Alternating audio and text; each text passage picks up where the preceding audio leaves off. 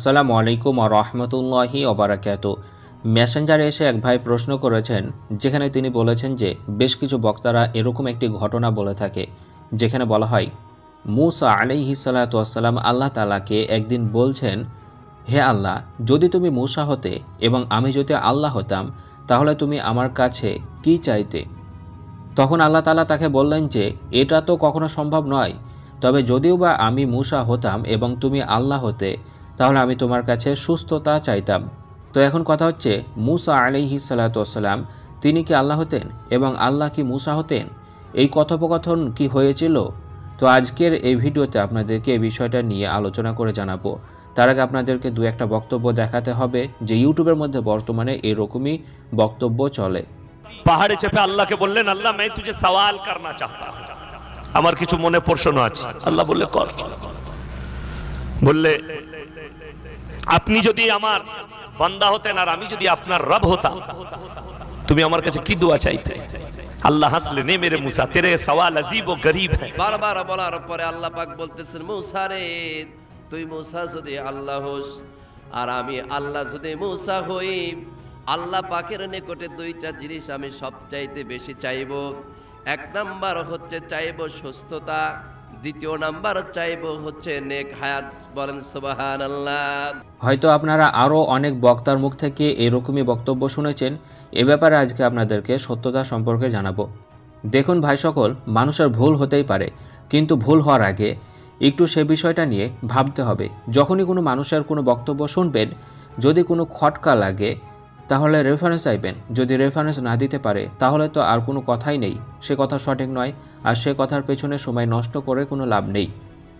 এ কথা সত্য যে মূসা আলাইহিস সালাতু ওয়াস সালাম আল্লাহর সাথে কথা বলেছেন এবং তিনি কয়েকটি প্রশ্ন করেছিলেন, কিন্তু তিনি এই প্রশ্ন কখনো করেননি যে আল্লাহ, তুমি যদি মূসা হতে তাহলে আমার কাছে কি চাইতে?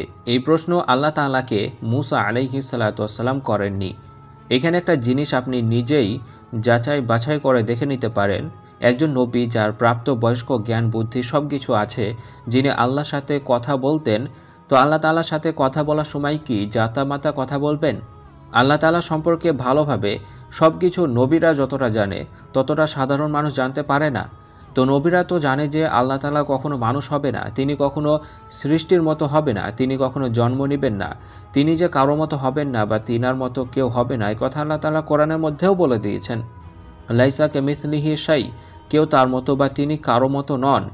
তো কোরআনের মধ্যে এই আয়াত যেখানে বলা হয়েছে যে আল্লাহ কারোর মতো নন বা কেউ তার মতো হবে না, নিশ্চয়ই একথা অন্যান্য নবীরাও জানতো, যেহেতু এটা আল্লাহ তাআলার মূল নীতি। আর মূলনীতি সব নবীদের জানা থাকবে। তো সেই কথা জানার পরে মূসা আলাইহিস সালাতু ওয়াস সালাম কেন আল্লাহ তাআলাকে একথা বলবেন যে আল্লাহ, তুমি যদি মূসা হতে তাহলে আমার কাছে কি চাইতে? এই যে কথাটা বর্তমানে শোনা যায়, এটা সম্পূর্ণ একটি লোকমুখে কথা প্রচার হয়ে আছে, যে কথার মধ্যে কোনো রকম প্রমাণ কিছুই নেই। এ ব্যাপারে আরও কিছু উলামায়ে কেরামদের বক্তব্য আপনাদেরকে শোনাবো, তাহলে আপনারা আরও বিষয়টি ভালোভাবে বুঝতে পারবেন। তো এখানে আপনারা কিছু উলামায়ে কেরামদের বক্তব্য শুনুন। আল্লাহকে বলেছিলেন, আল্লাহ, আপনি যদি মূসা হতেন আর আমি যদি আল্লাহ হতাম তাহলে আপনি আমার কাছে কি কি চাইতেন? আল্লাহ বললেন, নেক হায়াত ও সুস্থ শরীর। এই ঘটনা কি সত্যি? যতটুকু সকল সোর্স একত্রিত করে আমরা এই সিদ্ধান্তে উপনীত হয়েছি যে এ ব্যাপারে যে কথাটা প্রচলিত আছে এটার আসলে কোনো ভিত্তি নেই। লা আসলাহু, এটার হচ্ছে কোনো ভিত্তি নেই। ব্যাপারে উলামায়ে কেরামগণ যেই কথাটা ব্যবহার করেছেন সেটা হচ্ছে লা আসলাহু, এটার কোনো মূল বা এটার কোনো শিকড় নেই, অর্থাৎ এটা একটা ভিত্তিহীন বিষয় সমাজের মধ্যে যে কোনো ভাবেই হোক। তো সবশেষে আপনাদেরকে বলবো যে যেহেতু আমরা এই বিষয়টি ভালোভাবে বুঝতে পারলাম, আল্লাহ তাআলার সঙ্গে মূসা আলাইহিস সালাতু ওয়াস সালাম এরকম কথা বলেনি। পরবর্তীতে যখন আমরা এরকমই কোনো বক্তার মুখ থেকে কিছু শুনবো তখনই তাকে জিজ্ঞাসা করব। আর আমরা যখন প্রশ্ন তুলব তখনই আস্তে আস্তে ইসলাম থেকে ভুলভাল জিনিসগুলো দূর হয়ে যাবে।